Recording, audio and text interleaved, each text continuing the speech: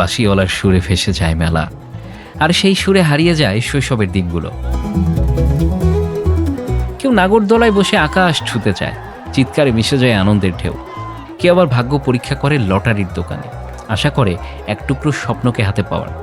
এখানে লটারি খেলা হচ্ছে, এরা এখনো আগের মতোই গান গেয়ে লোক জমায়েত করছে।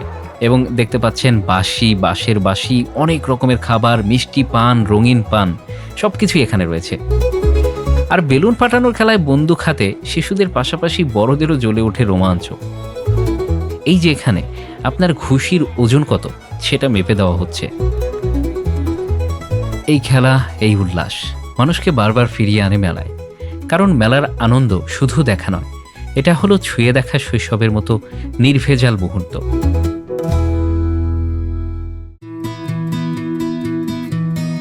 এই মেলা শুধু খেলনা বা খাবারের ভিড় নয়, এটি হলো মানুষের গল্পের মেলা।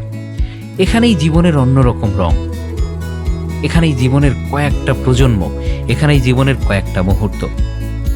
এগুলোই প্রমাণ করে মেলা শুধু রঙের সমাহার নয়, এটা হলো সম্পর্কের উষ্ণতা। এক একটা মুখ, এক একটা চরিত্র, যারা মিলেই তৈরি করে আমাদের স্মৃতির গ্রাম্য উৎসব।